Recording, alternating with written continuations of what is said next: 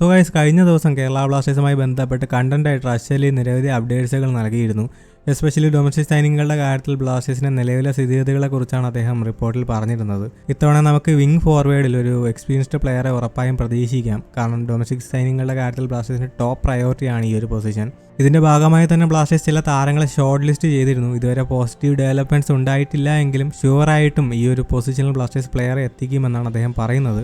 Anyway, ഇതേ പശ്ചാത്തലത്തിൽ ഒരു റൂമർ പ്രചരിക്കുന്നുണ്ട്. അതായത് ഒഡീഷ എഫ്സിയിൽ നിന്നും ജെറി മാവിൻതാങ്കെ സ്വന്തമാക്കാൻ കേരള ബ്ലാസ്റ്റേഴ്സ് ശ്രമിക്കുന്നുണ്ട് എന്നാണ് പ്രചരിക്കുന്ന റൂമർ.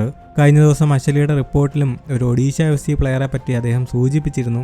ഇതിന് പിന്നാലെ തന്നെയാണ് ജെറിയുടെ പേരും ഉയർന്നു കേൾക്കുന്നത്. ഓൾറെഡി ജെറിയും ബ്ലാസ്റ്റേഴ്സുമായി ബന്ധപ്പെട്ട ട്രാൻസ്ഫർ വിൻഡോയുടെ ആദ്യ ദിനങ്ങളിൽ തന്നെ റൂമറുകൾ ഉണ്ടായിരുന്നു.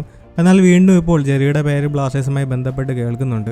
മാത്രമല്ല, ഒഡീഷ എഫ്സിയിൽ നിന്നും അമീർ അണാവടയ്ക്ക് പുറമേ തന്നെ മറ്റൊരു താരവും കൂടി ബ്ലാസ്റ്റേഴ്സിൽ പ്രതീക്ഷിക്കാമെന്നാണ് ആശിഷ് നേഗി അദ്ദേഹത്തിന് ലൈവിൽ മുമ്പ് പറഞ്ഞിരുന്നത്. അപ്പോൾ എല്ലാം ഒന്ന് കണക്ട് ചെയ്ത് വായിക്കുമ്പോൾ ജെറിയിലേക്ക് തന്നെയാണ് വിരൽ ചൂണ്ടുന്നത്. ഇതിനോടകം തന്നെ ബ്ലാസ്റ്റേഴ്സ് ചെന്നൈയിൽ നിന്ന് ഫറൂഖിന് ഇനിഷ്യൽ ഓഫർ കൈമാറിയിട്ടുണ്ട്. സോ ജെറി ആൻഡ് ഫറൂഖ് രണ്ടുപേരും വിങ്ങേഴ്സ് ആണ്. ഇത്തവണ ഒരു വിങ്ങറെ കേരള ബ്ലാസ്റ്റേഴ്സ് എന്ത് വില കൊടുത്തും കൊണ്ടുവരുമെന്ന് തന്നെയാണ് അറിയാൻ സാധിക്കുന്നത്.